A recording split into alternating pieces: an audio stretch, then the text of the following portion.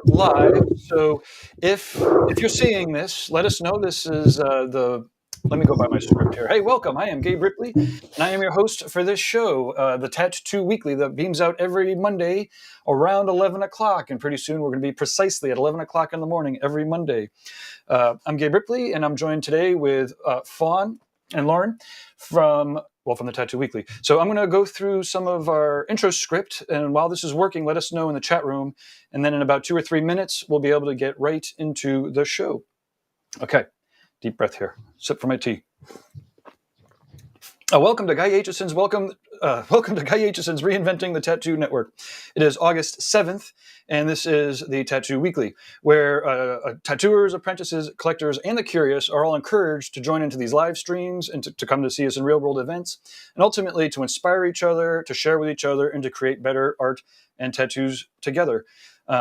You could find the Reinventing the Tattoo Network on many fine places, including the podcast version and any of the spots where you could find podcasts, the Apple and Google and all that. You could find us in the app stores. Do a search for Reinventing the Tattoo in the Apple App Store or whatever the Android one's called, the Google Play. Do a search for Reinventing the Tattoo. You could download all of these shows, as well as the members-only courses and subscriptions. We're, of course, on the YouTube. There's a Roku station. So if you download the Reinventing the Tattoo app on Roku, you'll get like 15 channels. The same that are here on the homepage. Right down, if you keep scrolling down, we'll see here we've got Reinventing 24/7 with all of these different channels, showing all of the replays of all of these awesome shows that are happening all the time. So no matter where you're finding us from, you can always reach us at reinventingthetattoo.com. That's the site that I'm on here right now. And you'll see we've got free resources, free tattoo courses, a little bit of a misnomer. There are courses to do with tattooing. We don't teach you how to tattoo for free online, of course. But you'll see here you could download history lessons. We have the free community resources. We even have a couple panels on prehistory. So it's like Otzi and some of the academics, as well as the longevity of the tattoo artist that Dirk Morrison puts together. If you're a tattooer, and you haven't taken this one yet, well, you should take all of them, and they're free. And then, of course, we always are happily supported by the paying subscribers of Reinventing the Tattoo. If you click on the courses up here, you can see we've got the Canon 3 ways. There's a little video here of Sandy letting you know the difference between the Evolution course and the Canon and the Monday night classes. But in any event, the subscribers are what make all of this possible. So thank you very much for joining, for all the tattooers. There's also a free newsletter if you're not ready to join. And there is at the bottom here, I think it's here, it's on the homepage, is the goals. So if you let us know what your goals are, there's a schedule here. So you can see, hey, look, 11 o'clock a.m. on Mondays at Tattoo Weekly. Here, free goals and consultations with Guy Aitchison. So if you fill this out, then we'll send you a whole bunch of material about that. Lastly, this is our schedule. So you can come here onto the homepage of Reinventing the Tattoo and check it out. We've got Skill Building Sundays on Sundays. We have 4 shows on Mondays. The Tattoo Now show is starting up again on Wednesdays at 12 noon. And then 6 p.m. is Tattoo Collecting 101 with Fawn. And I have to kind of boogie a little bit because we have some guests coming up. We have Amy Nichols from the Apprenticeship Diaries podcast, and a tattooer in the Maryland area. She's been to a lot of the tattoo gatherings and is going to hop on later this show for her interview. Okay, let me hop back into the background, take a deep breath. I think I got everything. Thank you, sponsors, reinventingthetattoo.com, tattoonow.com, and all the others. Whew. How goes it, Fawn and Lauren? Pretty good. Great job bringing us in today, Gabe. Hey, thank you. A lot of words, but you get through them nicely, quickly. Get it all out there. It's wait, hey, look at this. I turned on the chat here. So presuming that we are working, then we could, or if we are working, let us know in the comments, because we could bring your comments in live now, presuming that we're actually beaming out.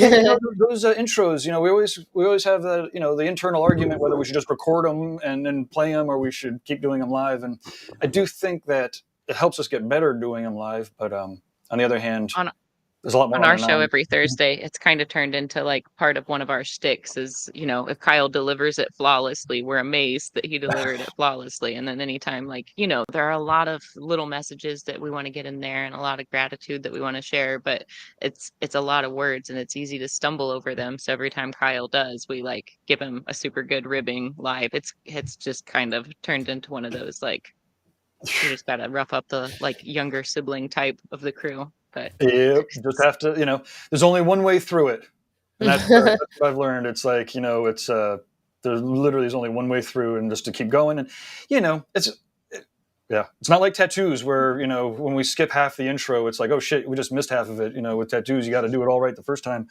But Yep. speaking of, let's do our intros properly, and then we'll pretend that we have an official teaser, and then we could get started with the show. Well, that sounds good to me. What's up, everybody? I haven't said hello yet. I'm Lauren. I've been here with Gabe, 60 episodes? We now call this season 2. So I'm happy to be here. I've been ultra busy lately with a lot of events that I've been going to. Coming up next weekend would be the San Diego Tattoo Convention by Villain Art. So I'm really looking forward to that. That is where the home base for the APT is as well. So I'm going to meet up with Julie Sherman out there. Which will be cool. I've never met her in person, but she does a lot of like the home office stuff for the APT and has for a long time. So that would be pretty unique. There's a lot of tattooers out there that I normally don't see. I'm excited to see Chase Nash from Dallas. He's super unique. He's always kind of pushing the boundaries of, like ZBrush tools or anything like that. He's a dad too, so some of the art that he creates is kind of inspired by his kids. So it'll be cool to hang out with him.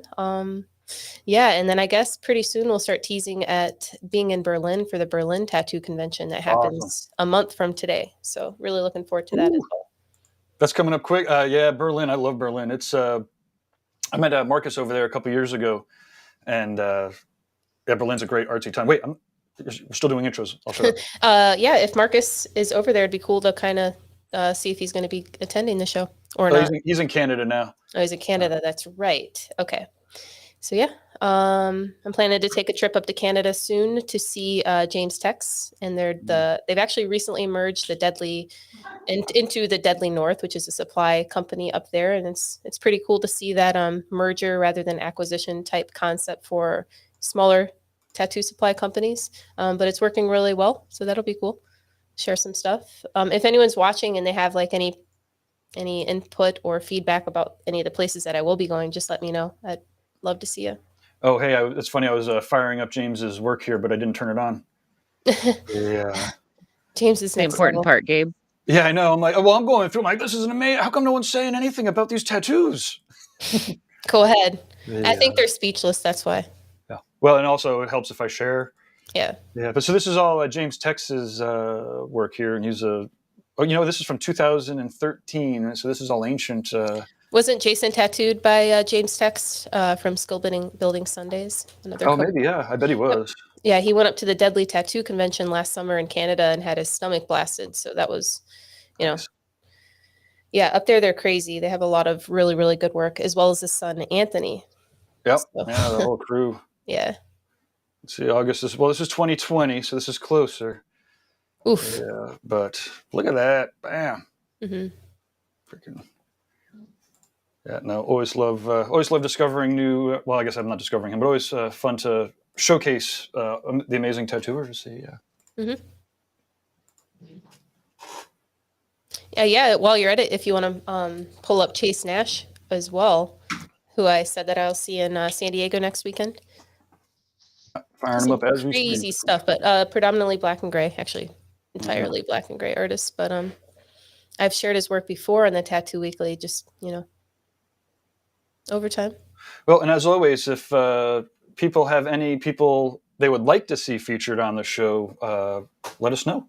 Mm-hmm. Yeah. Oh, hey, we got our first comment that we could show here. Boom. Hey, Rod. Hey, thank you for hey, Rod. Tuning in. Rod's great. Yeah, so a lot of these things he'll build in with his hands, like with blocks or anything that he has, and photograph it and then kind of pull it into the system. So kind of cool hybrid version of creating his designs. Yeah, I must have missed his work here. This is Yeah, he used to work over at with Jay Jaree, which that's how I think that I I forget how I started working with Chase, maybe through Worldwide Ink magazine or something like that. But yeah, there he is. Yeah, look at that. San Diego. I was surprised last year. Like I said, when I went to the show, I wasn't sure what to expect, being its first event. But if you just look up the San Diego Tattoo Convention or the San Diego Convention Center, it's beautiful. So I mean, it ought to draw in some pretty cool and unique talent.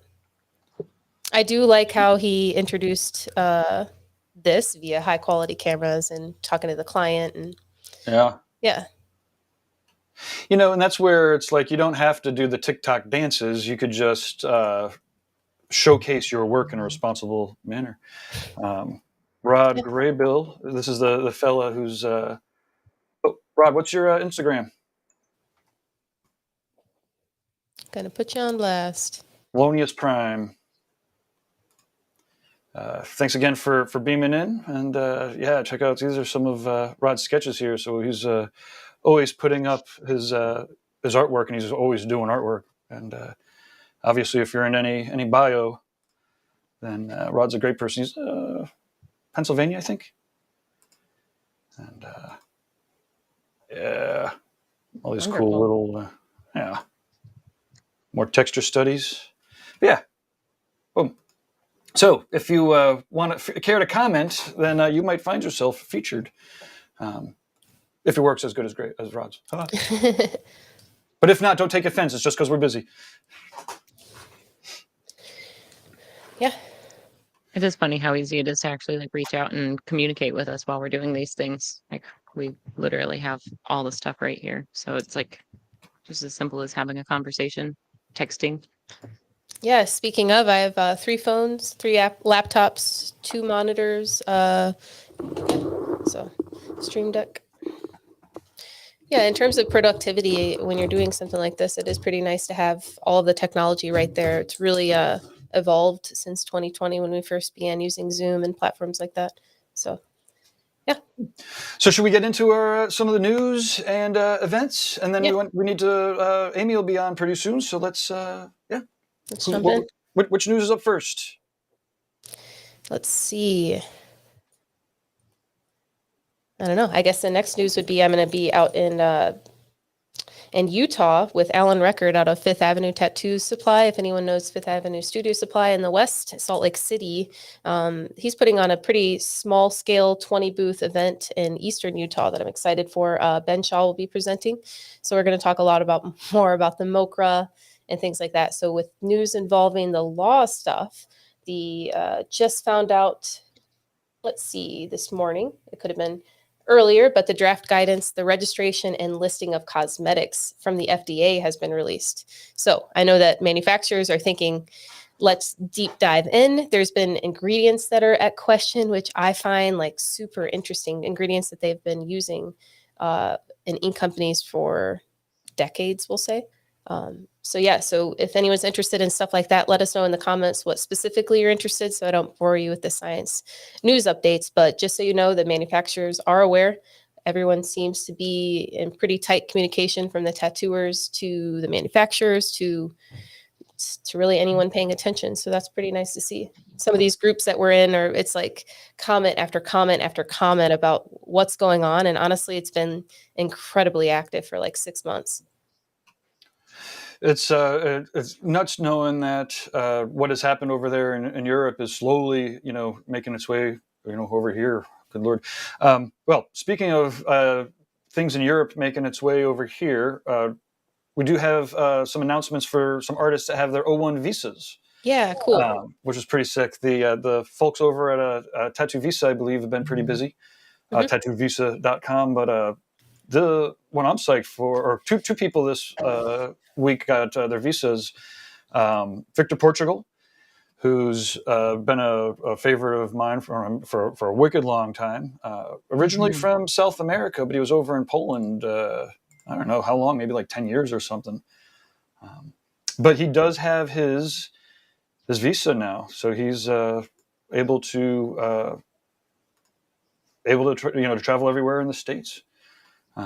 I think that, what did he say? He was going to do spots with Rember in Texas, and Stefano's tattoos, I believe. I don't want to say that wrong, but no, those are the two ones. Look at that. I've followed his work as long as I've tattooed also. He's definitely one of those that just his work always stands out in a crowd. It's nice that he'll be able to come over and work with us. Yeah. And is he heading? Did he list his destination at the moment? LA, I assume. Yeah, no, I believe with Rember in Texas. Texas. Ooh, And that's awesome. And then Stefano in Florida. Florida, New York. Stefano's got a couple different shops. So Stefano's another sick tattooer, huh? Down there in Florida, I remember when I started traveling more, was like when the Into the Woods group right outside of Fort Lauderdale was really tight. And I know that's one of the places I first met Stefano, but I assume that he's kind of in that area. Or otherwise in New York too. Yep, up in Brooklyn is the other spot. Mm-hmm. Carlos Torres. Oh man, see, this is the hole that we go down. Oof, right when we're just surfing. Oh, and on a completely unrelated note, Carlos Torres is also awesome and has been for a long time. Man, yeah, I should see if I'll be at Golden State, and I know a lot of times at that show in particular, he has a lot of healed pieces walking around. So if I catch anything, I'll be sure to capture it. Yeah, it's awesome. Sometimes you see some of these pieces that you see on Instagram, and despite how dope this looks, when you see it in person, I noticed that with Boomer's work out of Arizona. He works in Phoenix, and one of the first Golden State expos they ever did, I saw a full back piece that he had completed just walking around, and it's just like, holy shit, stops you in your tracks. The argument over who's the tattoos and what they look like online and using all of the Photoshop and whatnot. For the most part, the tattooers that I'm following, there's almost nothing that they could do to their photos to make it look better than the tattoo. The tattoo just is richer. It's on the skin, and of course, the skin does its thing after a couple years and gets sun and beat it up or whatever. But like, I'm sure this tattoo looks better in real life than it does here. I got to see some of Guy's work. Actually, I always get to see more of Guy's work when we go do Hell City, just because like regionally that's his area. Same with Carlos. So yeah. So this is so we're off. Wait, we're getting off track here, right? So Victor Portugal has his his visa, and then another fella, Jose Biana, received his visa. He'll be heading down to New York City, 10,000 Foxes in Queens. Ooh, that's awesome. And it's another great studio. I think he's coming up to the gathering. I don't know. He just got his visa, so who knows? Okay. That would be Tim O'Connor's shop. If anyone remembers a previous episode that Jake and Gabe and I did, Tim was pretty awesome. His whole vibe was really cool. And the way they handle their shop. Yeah, agreed. The 10,000 Foxes is definitely and Tim runs him and his partner they run a great studio. They've got great artists. And and they're pretty psyched to have Jose join the team here. Yeah. So if you're outside of the country and you're doing excellent work and you're looking to get your visa, tattoovisa.com is the lawyers that help. And then, of course, we're always happy to give people some opportunities. Again, that's great to do interviews on the show. Jose actually did a full interview with Bruno on Hablamos de Arte, and I'm not going to run the clips because they're in Spanish. So I did tease with Bruno at Hell City about doing another episode soon, because he has a knack for bringing together really a unique pool of artists that some of us don't usually hear from, and maybe we can transcribe it for those watching. In English. He will be. Bruno's going to be doing an Hablo de Arte. I hope I pronounced that right. Hablemo. At the Paradise gathering. Yeah. Hablamo de Arte. I think you can say however you want. One thing I've been asking for, and we're getting closer, is to host a Spanish for tattooers session of lessons, right? So we got a couple of Spanish-speaking tattooers. We have English-speaking tattooers who want to learn Spanish. Once a week we talk, but it's just like, magnums in Spanish. It's not like, how do I check my book out of the library?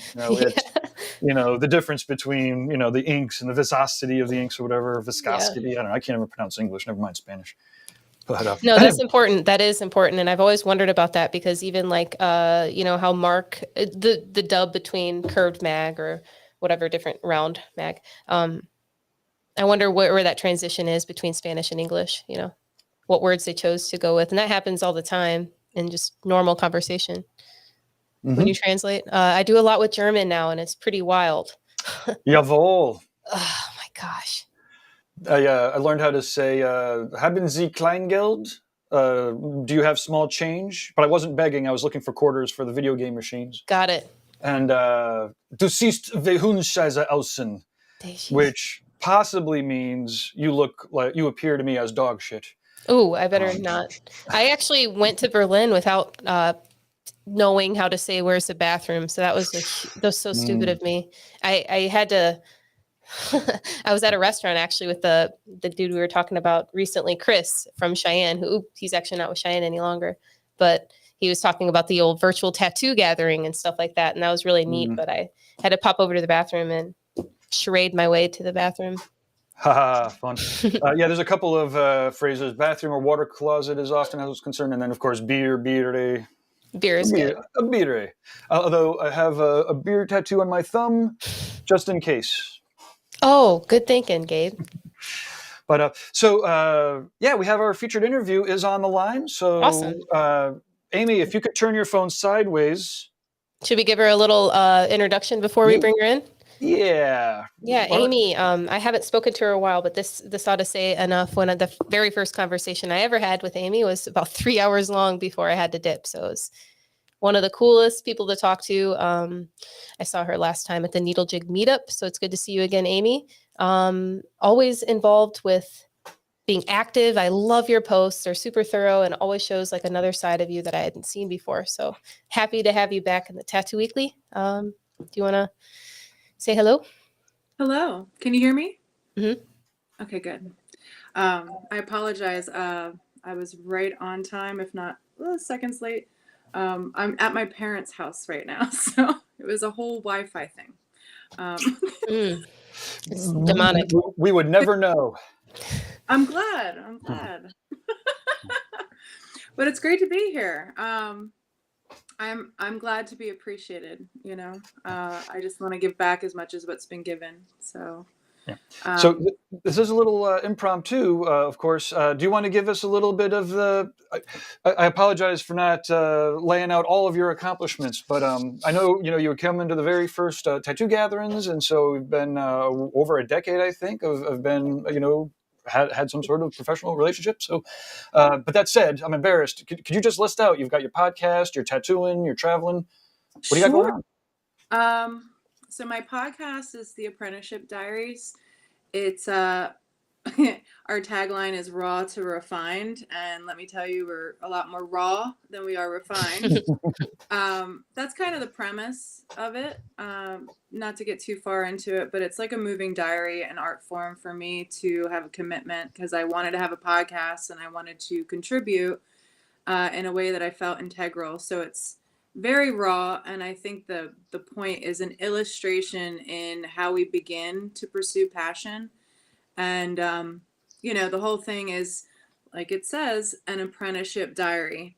So it's not only my apprenticeship in tattooing and others' experiences tattooing, but it's also an apprenticeship in podcasting and learning how to communicate effectively. So that's been a challenge of mine for a very long time. I mean, not a challenge, but I want to do it as good as I can. Like, you know what I mean? Like, it's a passion. As far as tattooing, I now tattoo out of a private studio in Carroll County, Maryland called Beyond the Pale Art Studio. I've been tattooing for 15 years. Beyond that, I'm just like a person who likes to dabble in a lot. Yes, you're showing right now my website, and that is anicholstattoos.com. So I think that's the accolades. I mean, you'll find me. Google search Amy C. Nichols, and you'll find me. Awesome. And now for the Apprenticeship Diaries, have you have you ever apprenticed anybody, or is this more from the other perspective at the moment? Or I did do one. awesome. One successful. I attempted to. It's a very challenging thing.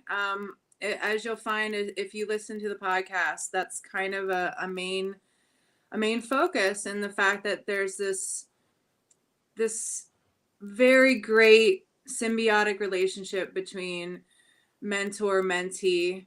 I can't say that I mastered it, though. The person that I did apprentice to the end, she now is a very accomplished tattoo artist. I believe that she mostly works out of her own private studio. She's been tattooing, I think, now 6 years, so it worked. Like it worked.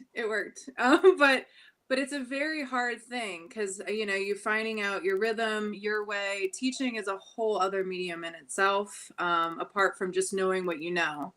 And the one thing that I found out mostly is styles of learning. I'm a very intuitive learner. I just need to get dirty, and like I need to see somebody do it once, and then I'm like, oh, okay, and then just mess with it, and I'm fine. But there are people who are more technical learners, and I'm not the best at teaching them. So that's what I found out to be a hardship, is that if you need to learn in a very technical kind of engineer fashion, where you got to know the whole picture before you get into it, I'm not the best for you. In some ways, it's almost like as hard as it is to find an apprenticeship, it's way harder to find like a good apprenticeship. To your point, not every tattooer knows how to teach, just inherently. And then even if they do know how to teach, every student, every person learns a little differently. Everyone doesn't learn differently. There's whatever 6 to 12 different ways. But the point is, like, finding a good student to match with a good teacher who's ready at the right time. It's not trivial. Yeah, and there's particularly in my home state, as it stands right now, I don't know how it'll always be, but there's no regulation for tattooing in Maryland right now, so that makes it even a little bit more of a crapshoot, because you don't even have a baseline to really go off of.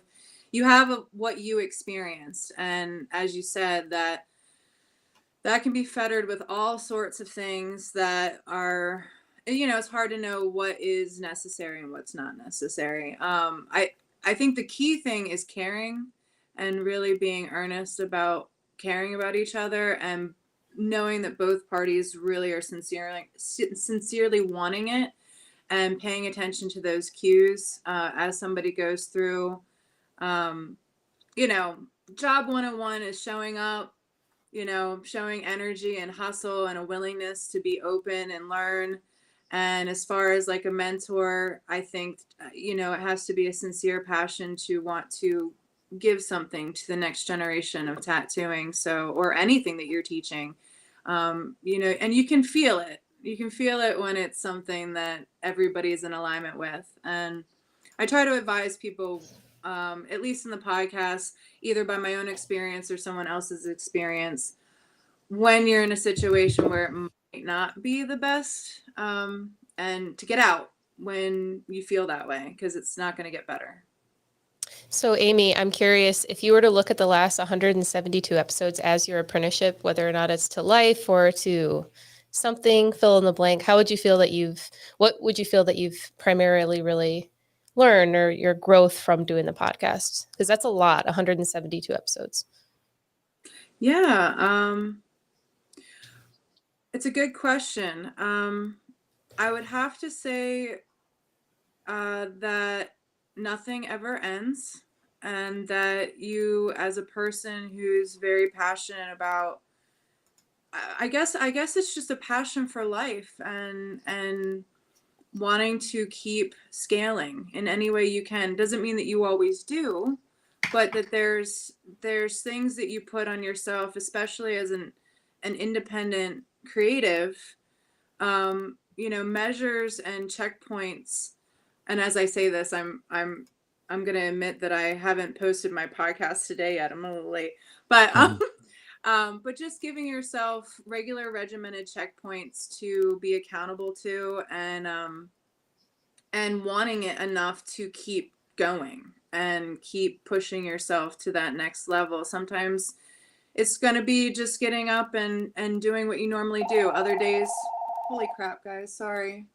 Hey, it's reality TV. What are you gonna do? God, I'm at my parents. Their ringer was not what I was anticipating. But yeah, like just resubmitting yourself over and over again to the same thing. Always wanting better and more. And I think the minute that you stop wanting better and more and you get salty to it, that might be a time to really search your heart about whether or not you should be doing it anymore. I mean, that's it for both, honestly. Tattooing and podcasting. Yeah, It is it's funny. Like once you you and I have both learned how to tattoo. We've gone through the rigmarole of learning and becoming better and evolving and evolving and evolving again. But then when we like, I am not a technical minded, like when it comes to like, I'm not a computer person. I'm an analog person. So like the sound is pretty easy for me to work with, but once we start getting too technical and complicated, I get so flustered so quickly. It's just not the way that my brain thinks.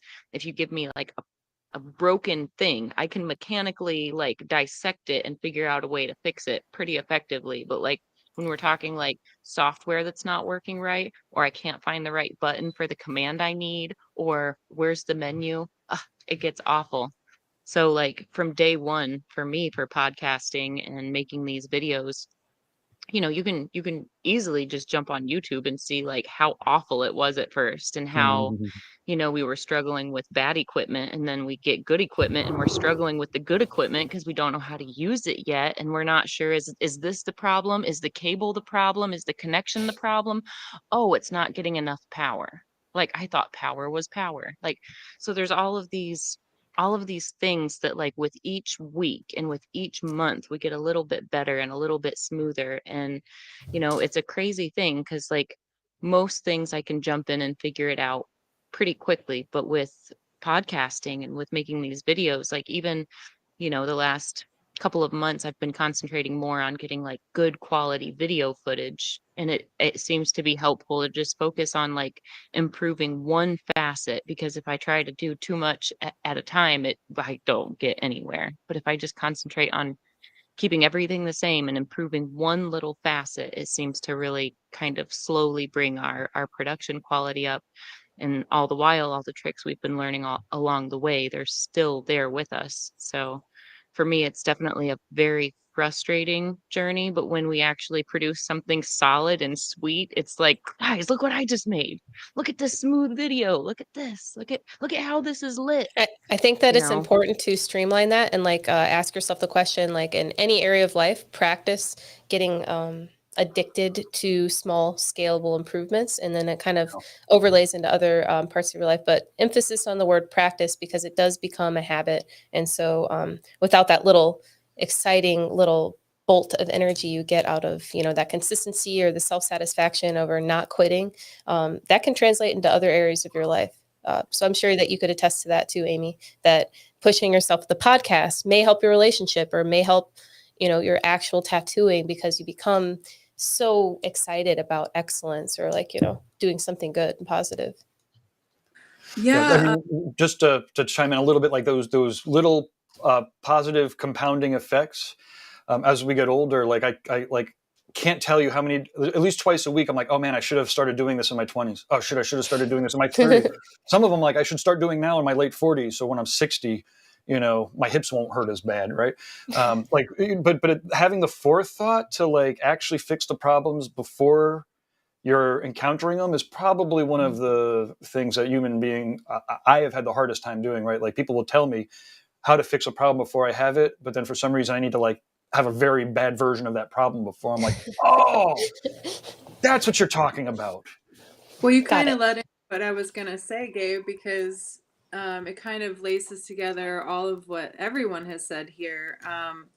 But for better or for worse, no matter what I'm learning, you would think that you'd be able to analyze the process and kind of save yourself some time and energy. But for better or for worse, I have to kind of put myself through the rigor of whatever I'm doing, and as Fawn said, like, learn that I'm spreading myself way too thin, and then be like, okay, I need to focus on one part of this because none of this looks good. None of it. So maybe I need to just, cut out some fat.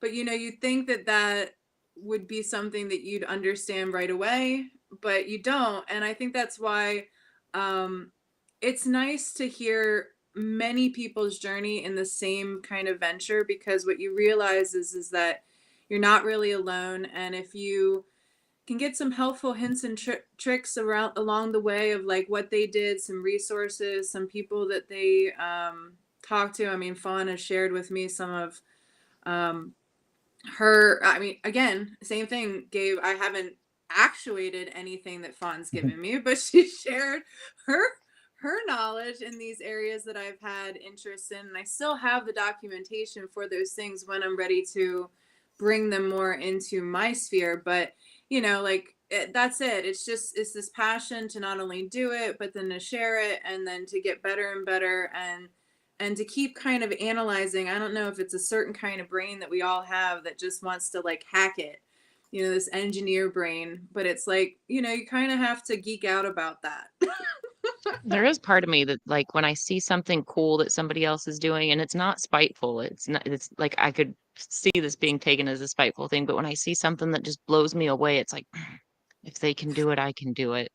You know I what I know. mean? Like, we Yeah. have the same 2 hands, we have the same, like, if we're talking about tattooing, we have the same set of tools, we have the same colors, you know what I mean? Like, if they can do it, I can do it. Like, they only know a few tricks I don't know yet, or they're just applying their tricks a little differently. But for me, it's a very, like, I don't get bitter when I see something. It's like, "Ooh, if they can do it, I can do it." And I wanna pull that into my work, and I wanna make my work more like that. And for me, it's a very motivational thing. And, like, I'm far enough along with what I know how to do with my tattoos that when something, like, really stops me in my tracks, it's like, "Oh, I need to figure out how to do that." Like, that is something I want to, like, if somebody asked me to do that tomorrow, I wanna be able to do that. That's a cool thing.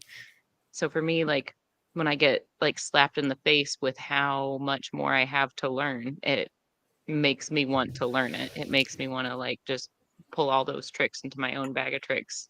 See, You know, I I hear think what a you're lot of saying, people. Fawn, but like one thing I could say from real world experience that you guys, most of you could attest to is like, you can say that, but then get tattooed by Bob Tyrell and wonder where those angel hands came from. You wonder, is this a gift from God? It is. You know? It is a So, gift from God. It is. Oh, so for sure. I will attest to that. I'm a very big believer in that. But I mean, Fawn pointed out a very signature thing. It's actually a modified phrase that we kind of tagged the podcast to, which is it's actually, I heard it from Wing Clayball, and he's not a tattoo artist. He's a hairstylist, but he wrote a book that said "Be Nice or Else," and he said the only difference between you and the person you admire is time and how much you. Well, I added how much you want to get out of your own way, and that I think is really key for any kind of learning journey, is just attitude. Like another famous what would you call it, speaker, deliverer of, like, pump kind of thing, is Zig Ziglar, and he said it's attitude, not aptitude, that determines your altitude. So that want to see something and be like, whoa, I'm not, that's not separate from me. Like, I'm Mhm. capable. If I really want to do that, I'm capable. I have agency to figure it out. It's a potent thing that you need to have. Yeah, my version of that is when I'm watching somebody be an asshole, you could see their ceiling get lowered. Like, they could still be Mhm. awesome, they could still make $1,500 a day, but they can't make $1,500 a day 5 days a week for the rest of their life because they're an asshole. They have to, still a little work. Mhm. You can see, or if they're a real asshole, then they're going to lose it. But anyways, that's my quote on that. Hey, we are running up against the clock, though. Do you want to chat a little bit about some of your upcoming events at the Paradise Tattoo Gathering before we check out? And we have one more segment after this, but yeah. Awesome. So I hope to do a podcast, or not podcast, I guess it will be streaming, but a talk that will be free for everybody to access, that would be about just apprenticeship and how to be a tantalizing basically prospect for an apprenticeship. I think I titled it "Gone Fishing" or something like that. But it was, I was pairing off a metaphor of like how to be the most tantalizing bait for whoever is wanting or just, you know, in that kind of realm. Like, you know, it's kind of like I said, a symbiosis between you know, wanting it and then finding the mentor. So it's going to be a talk that's kind of like that. That's about as much as I can give right now, because in all earnesty, I have to keep growing that mind and formulating all of this. But I hope to deliver something really nice for everybody. The other thing is going to be I'm calling it No Regrets.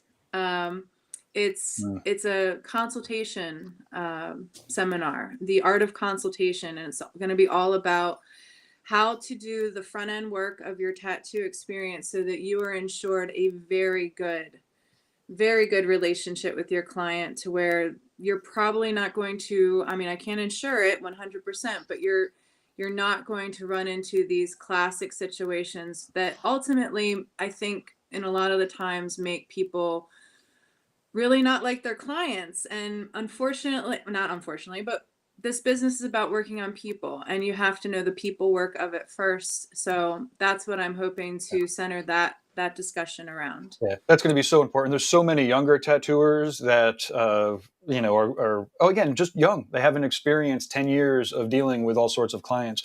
One of the things I love about Paradise and some of the other events is, you know, when older tattooers are imparting that knowledge on the younger ones. You know, I remember one particular dinner where we were all talking. I don't remember who it was, maybe Fawn or Renee, somebody. There was a younger woman from Florida who was talking about, you know, tattooing assholes. And, you know, one of the older tattooers was like, no, like somebody says that shit to you, out, you know, or don't. Like if they're saying that in the consultation, wrong. Like you don't have to tattoo that person. And just the dawning of that on somebody, they were like, oh, wait, you know, I don't have to take the abuse. I could say no, and I don't have to tattoo everybody, even if my boss wants me. You know, just all of that is so, you know, again, it's yeah. On my request form, this has been a pretty pivotal question that we, like, my manager and I added to our, like, you know, list of questions, and like describe your tattoo kind of stuff. But one of the questions is, why do you want Fawn to work on you?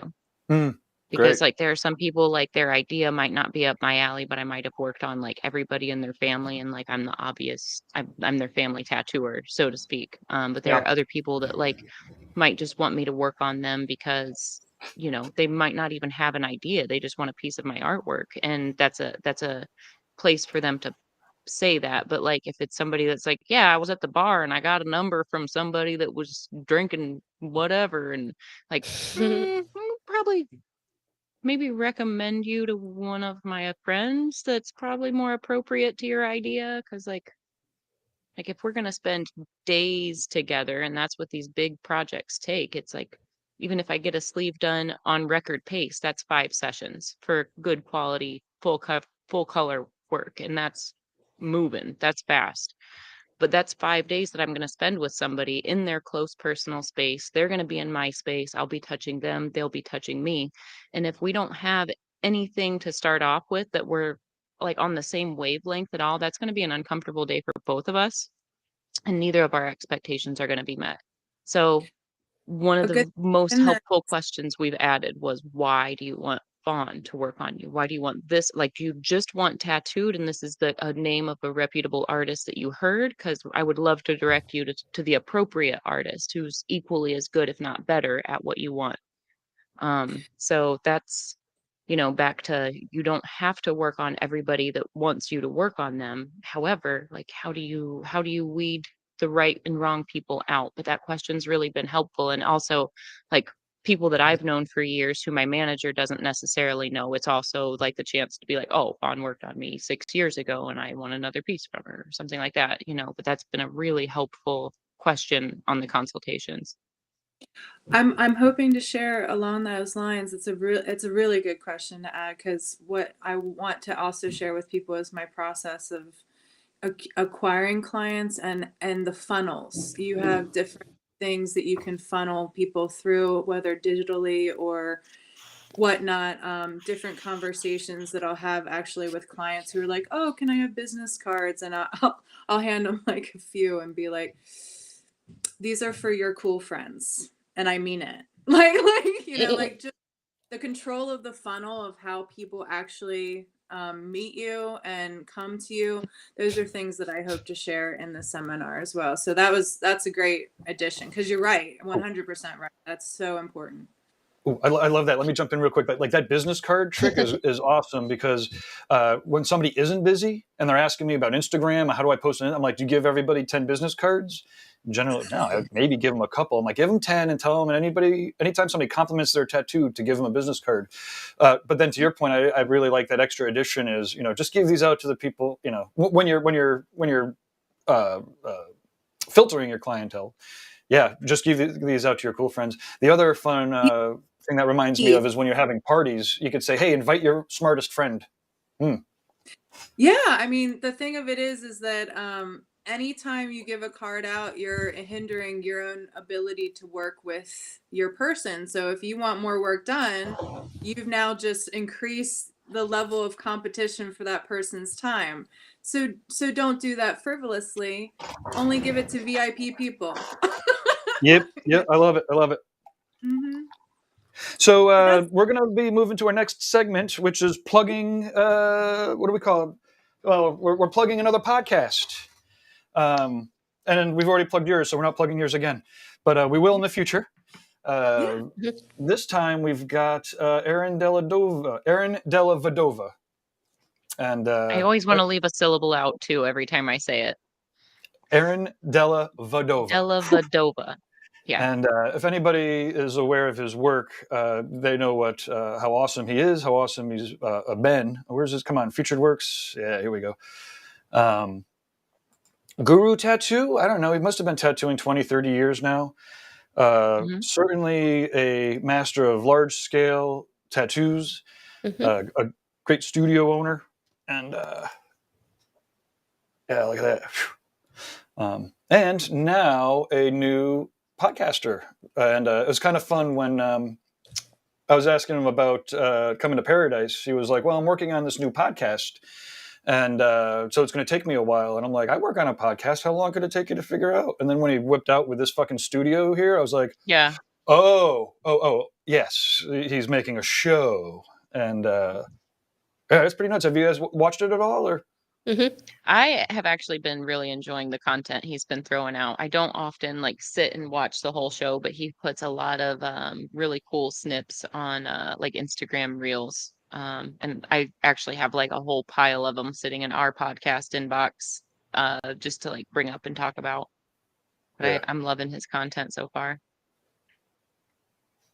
Yeah, it's great. Like, he's bringing in a lot of his clients, and so the fact, and as you all know, one of the beautiful things about tattooing is your clientele, right? It's the actual people that are getting the tattoos, and if you're an awesome tattooer who's got vision and whatnot, then often you're attracting clients who have vision, who are also awesome, right? And by the time you're commanding these, a strong day rate, right? Then you're tattooing people who can afford it, right? And so he ends up with these like highly functional artists and musicians and skateboarders and all sorts of people that that are clients, they're tattoo clients, right? But I know there was an MMA fighter that she was kicking ass, and it's nuts.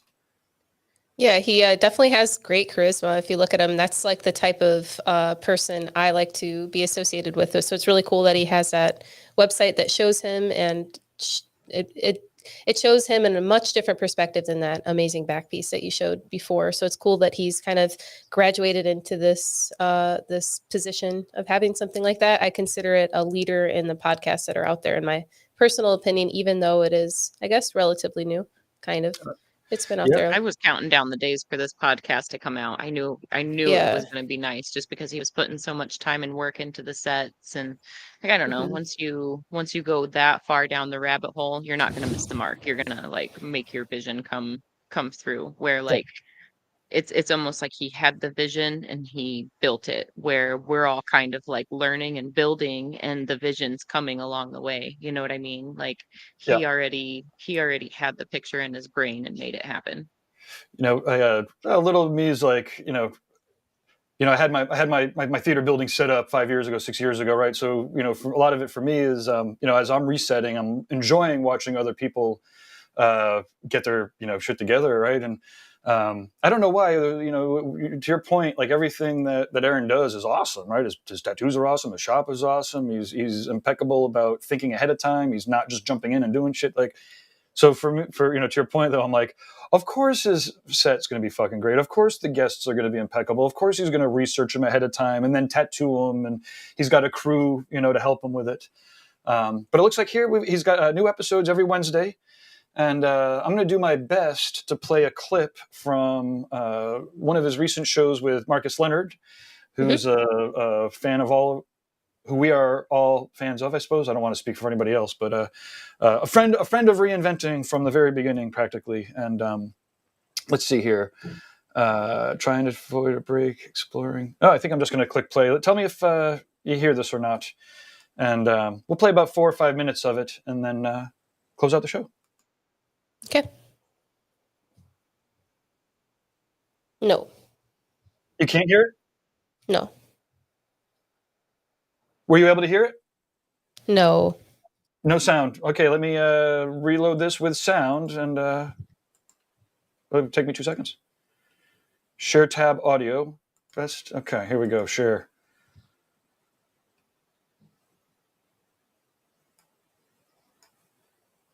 Okay, survey says. And I don't know, the entities on the other side slap me down. Yeah. And so I've been a little cautious lately. I'm still a little Sound working? We're just going into it too easily. Yes. We're just getting used to it. Super cavalier. Yeah. I actually had a couple whiskeys. I'm like, I'm going to rip this thing and go meet God. Yeah. And God is like, how dare you? Yes. That's the message. It was real clear. They were just like, do not disrespect this place like that. It really is humbling. I didn't think I was coming. It's one of those typical trips where I thought I'd snapped a wire and the world was forever going to be made of plastic, including me. And everything had a smiley face on it. And it was like saying to me, like, how you like it now? The trees were plastic. And it was kind of saying like, you're taking for granted the texture and beauty of the natural reality that you are already in. Mm-hmm. You're already in the most beautiful thing you will probably, it's so reality that we're in right now is so gorgeous. Yeah. And you're going to come over here looking for something bigger and better. Like we're going to just turn. So I turned everything into plastic. And I mean, I felt like 20 minutes. I mean, maybe it felt like 2 days, but it was probably 20 minutes.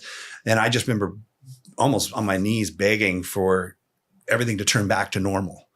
Right. And it did. And I took that, and it was still really a positive because I've since then felt I take more time when I walk by trees, when I look at my wife's hand and when I just feel the texture of clothing. I'm like, oh, this is nice. Like just feel the wood of this table. Yeah. This is a stone trip. I mean, look around. Why do we need to trip out? This is pretty trippy. Yeah. This room we're in, you sitting there talking to me.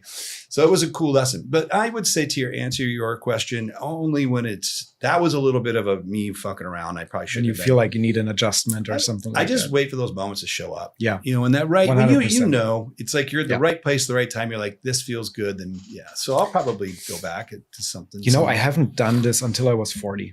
I've always I was always super afraid about like giving control away. I was always like, I always felt like, oh, I'm so self-aware. I can do all these things myself. I know exactly who I am, blah, blah, blah, blah, blah, bullshit. And then when I was 40, like COVID, right? COVID hit. And I was just coming back from a trip with my now good friend, Guy, HSN. And we were hanging out. And Guy has been trying to get me to go on an experience, for, I don't know, as long as I know him, almost 15 years. He's like, Marcus, I really need to know what you see. And I was like, I'm good every time. And then that one time I was down there and I really felt like, you know what, like it's absolutely time. Like something else needs to happen. Like I'm bored of myself. Like there's something else in here that I'm not going to find. Like I can keep, I always like to see like doors in my mind, and I can try to jimmy this lock for another 20 years, and like filing things and trying to make the right key for this lock, or I can. Well, if you want to know what ore is, you're going to have to go check out I do. um, Or ask Guy. there we go. That's our clip from the Tatty Sphere. And if you have a favorite podcast or YouTube show or something that you'd like us to plug to the audiences for the reinventing, then leave the comments in the places or send the things into the spots. Oh, and then lastly, we do have a comment from Damon Tesh, who's in the chat room there, and he says, "Lots of laughter, a gift from God that takes 22 hours to finish." He's been there, sending his love. I can only presume if somebody's taking 22 hours to finish, he's probably talking about so fun. Bob Good old Tyrell. Bobby. Yeah. But honestly, that's a good comment. But yeah, that was a really good experience. Thank you, Gabe. Gabe called me on the phone one afternoon and he's like, "Hey, do you want to get tattooed by Bob?" I said, "I'll be there." Yeah, it's worked out really well. Yeah, Bob said, "Well, you know what? While we're here, then we might as well, as on our way out, we could share BobTyrell.com. As this survey says.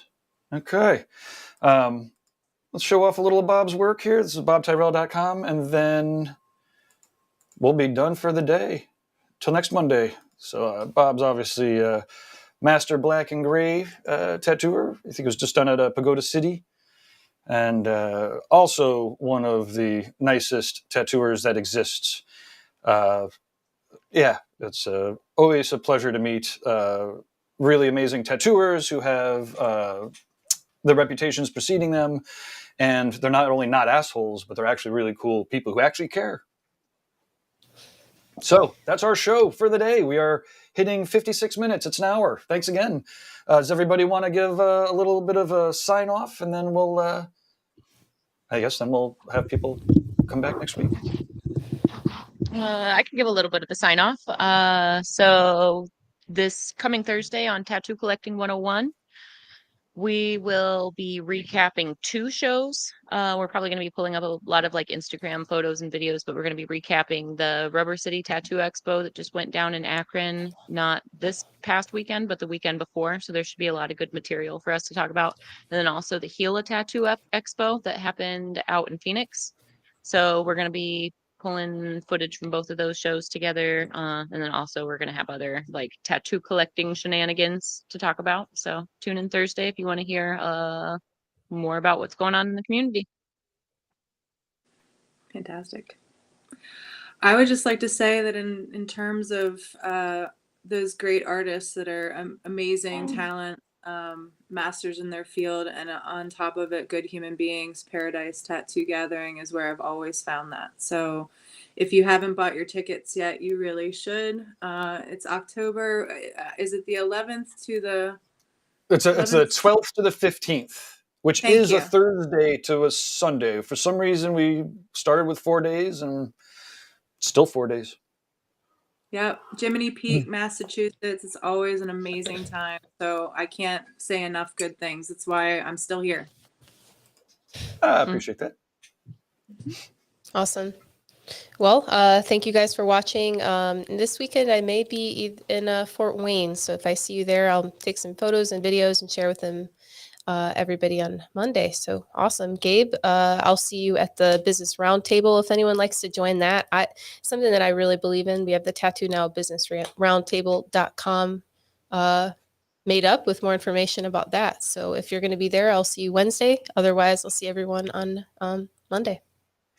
Awesome. And I appreciate all the kind words about the tattoo gathering. It's tattoogathering.com. And I'm Gabe. So I've been helping while I run the Tattoo Gathering and Tattoo Now. This year, Jake Meeks is coming on board as a partner for the Tattoo Gathering to help us with management and stuff, because I don't have a shop this time to help. But in any event, thanks again for watching the Tattoo Weekly, for supporting all of the hosts and the shows and the sponsors and the guests and all of that. And we'll talk to you next week. So, thanks again, everybody. I guess I can click stop here. End stream. We're still